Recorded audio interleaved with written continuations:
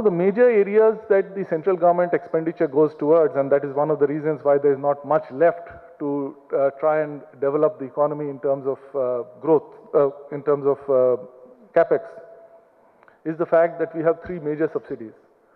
There used to be something called the oil subsidy because the price at which we used to get petrol and diesel was controlled by the government. There is a subsidy for fertilizers and there is a subsidy for food.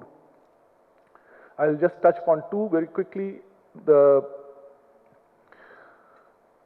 first one is what happens to the subsidies in terms of oil. So, you know, these numbers, by the way, tell you the size of the subsidies. 60% of the government expenditure is subsidies alone, and they've grown at the rate of 19% over the last 10 years. Doesn't leave too much on the table for anybody else to do anything. One of the key areas that the government has benefited from is the fall in crude prices, because of which they have been able to free up the oil and gas prices that we see. Petrol, diesel is no more controlled, only LPG is, and that goes, we have now moved that to what we call DBT, that is a direct benefit transfer. Consequently, one large area of subsidy has actually gone away. The DBT itself is a remarkable achievement, and I would take a minute to just elaborate on that. As you are aware, India has a program called Aadhaar, which is a national identification program that now goes to 920 million people who are enrolled in that program. Only 6 states, mostly in the northeastern and Jammu and Kashmir, do not have less than 50% enrollment. The rest of the country is pretty much already enrolled. The new government, when it came in, pushed very hard for what they call the Jan Dhan Yojana, which was a set of bank accounts which could be linked to the poorest of the poor. We today have close to 190 million bank accounts which have been opened up. And those bank accounts now allow you to identify, along with the Aadhaar card, the beneficiary of whoever you want to give the subsidy to. Consequently, most of the subsidy programs are now being targeted to be transferred directly, and we believe that this will have a major impact in the way the government expenditure works and the way the country develops. Besides obviously bringing a lot of people into the organized financial markets, it brings down the cost of spend on the subsidy program. So for example, just the LPG subsidy, the estimate is that almost $2 billion, a little more than $2 billion have been saved per annum, because you've managed to remove duplicate accounts and reduce leakages. The food subsidy is another big area. Now works out to close to $20 billion, a little more than that. 1.3 trillion rupees is the figure. We have two large subsidy programs. One is lower cost grain, and one is a targeted subsidy, both of which amount to that much. There is a pilot running to see whether or not it's possible to move away from managing the grain to actually just transferring the money, which will obviously reduce the cost of inventory, the cost of handling the product and produce and so on. It is estimated, various studies have estimated that only 45% of the money that goes towards the subsidy actually reaches the end user. So even if you assume 25% of that can be saved because of lower admin cost, you are talking again of the order of $4 billion. The $4 billion can be used in various ways. It can reduce the fiscal deficit, or if it goes back to the poor in the form of direct benefits. We have case studies to show, for example, the case study of in Brazil and in Mexico, where for a certain kind of, for ensuring that, for example, children went to school and families went to the doctor, a certain amount of money used to get transferred. The multiplier effect on GDP works out to between 1.8 to 2 times.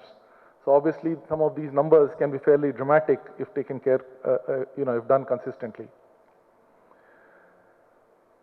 One major initiative of the government, and this is, I would like to highlight this as something where the government is able to move very quickly, was to set up what is called a Mudra Bank. This was a financing of small ticket loans for individual entrepreneurs, very, very small. We are talking about less than $1,000, in some cases going up to $5,000.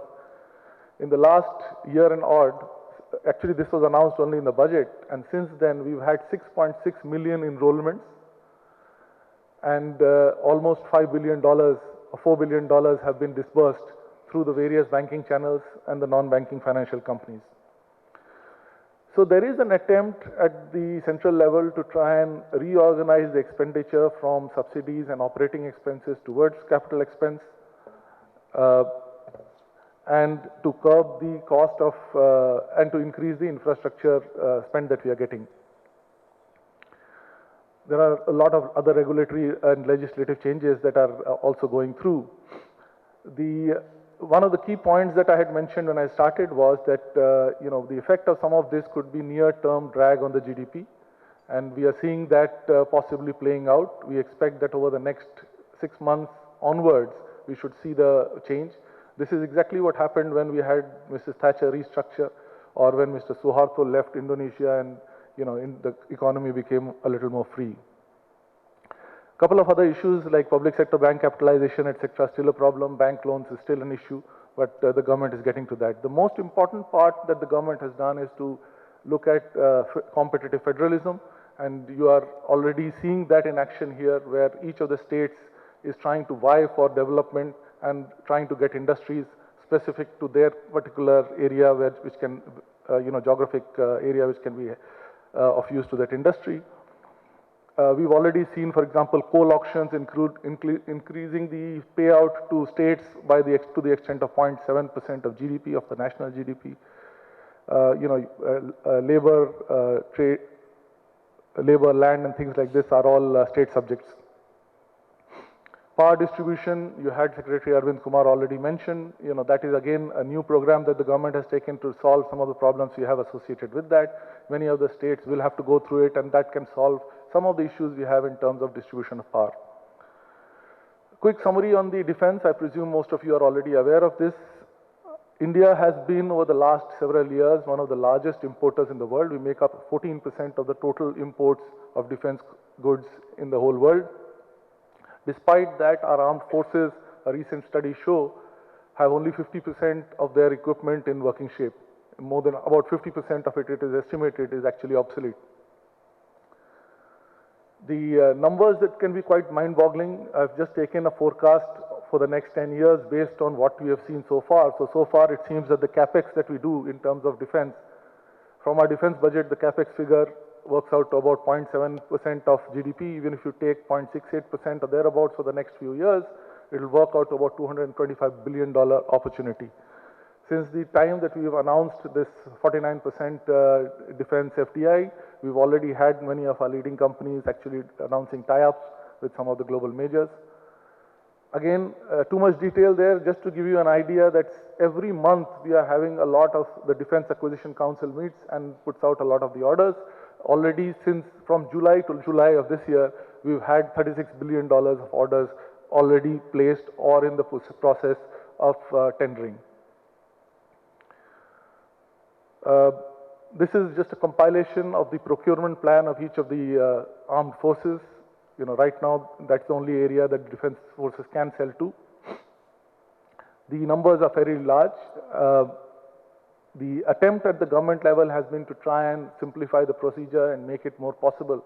And if you see, for example, 5 submarines to be built, 3 of them were given to the private sector players, 1 each, so that you can start production. So there is an overall thrust at the central government level to try and improve and encourage new industry.